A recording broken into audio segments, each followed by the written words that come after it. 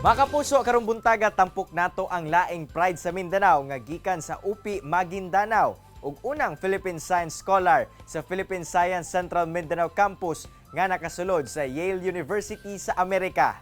Atong ilailahon si Nathan Wayne Ariston. Wayne, good morning and welcome sa Atome GMA Regional TV. Kamusta ka karon? Mayong buntag Sir Cyril ug mayong buntag pod sa tanan na nagalantaw sa ato ang program karon. Okay ra kay mi dire, murag peaceful ra pod pero naay COVID gamay-gamay pero okay ra in general. Kamo sir? Wayne, dagan salamat sa pagpangutana og okay ra pod mi dire despite sa pandemic sa COVID-19. Pero Wayne, una no amo sa kang ilailahon. Kinsa ba si Nathan Wayne Ariston nga usa ka tubong UPI Maguindanao? So ako si Nathan Wayne Fontanilla Ariston, anak ko sa usa ka farmer diri sa amo og elementary school teacher akong mama. Tapos nag-graduate ra ko og elementary diri ra pod sa among local school sa Nuro Central Elementary School. Tas nag-graduate kog high school murag last week ra dito sa Philippine Science High School Central Mindanao Campus sa Baloy, Lanao del Norte. So medyo layo-layo na siya diri sa amo diri sa UPI Maguindanao. Siyempre, scholar ka sa Philippine Science. Safe nga i-assume namo no nga academic achiever gayud ka Wayne. Apan, aduna sab kuno kay mga kompetisyon nga gipang-apilan. Kamusta ang experience ug asa-asang lugar na ka nakaabot? Academic achiever kunuhay ra na. Pero bitaw okay ra man pud ko sa akong academic sa school. Pero extracurriculars nako kay murag ganahan kay ko mag-apil og contest. Except sa grabe jud daghan jud kay kog matun-an kay daghan pug kog matuan nga place. Nakadto na ko og Taiwan, Japan ug Korea. Tas libre na tanan. Kana may lami nga part libre tanan.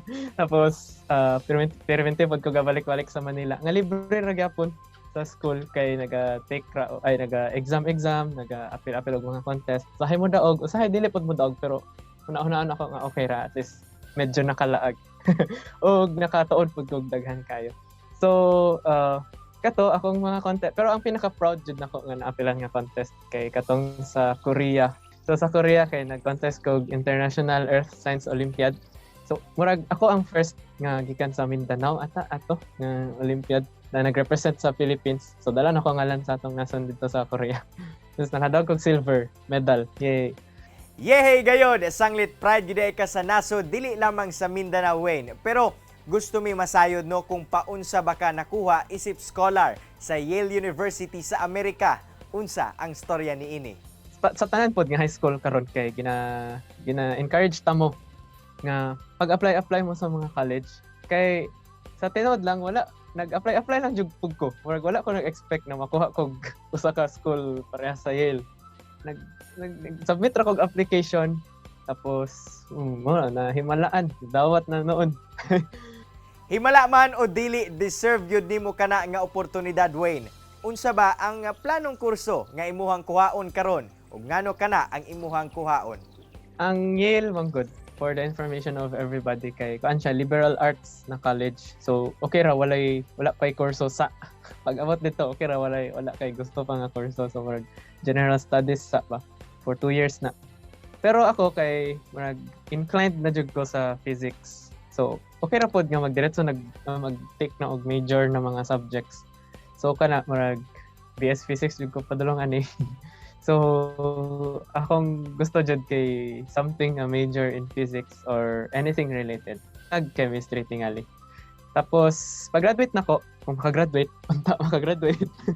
Pag-graduate nako dito kay plano nako mag-eskwela pagpadayon. Kana dili jud ta masunghan mag-eskwela jud. Basin mag-masters or mag-doctorate pa jud nga degree. Tapos tingali basta akong job nga makita sa akong self karon kay researcher professor. So kanang physics researcher pero nagatudlo pod sa university ba. Pero eventually gusto jud ko mo balik diri sa Pilipinas. Specifically diri sa diri sa BARM. Kay gusto ko maka-help na ma-promote ang science and technology, specifically ang science and technology education diri sa MOA. Genuine og nindot kaayo ang imuhang plano Wayne. Lastly, unsa ang imuhang mensahe sa mga kapuso nato diri sa Mindanao nga nangandoy sab nga makabot ang ilahang pangandoy? Akong advice lang tingali kay bata pa kaayo pero hatag og advice pero sige let's go. Akong maingon lang tingali kay pursue your passion. Ayaw pagpadala sa mga ginaingon sa ubang tao, ayaw pagpadala sa discouragements. Murag ka na akong ginapanghawakan. Na yung mga dili mo tuon mo, pagdihin na sila, wala na sila matapang sa imong kinabuhi. So, believe in yourself. So, walang po rapod ka na po. Daghang salamat sa imong oras nga gihatag sa At Home with GMA Regional TV, Wayne Ariston. Congratulations and more power alang kanimo. Alright. Salamat po kayo, Sir Cyril. Kini ang At Home with GMA Regional TV.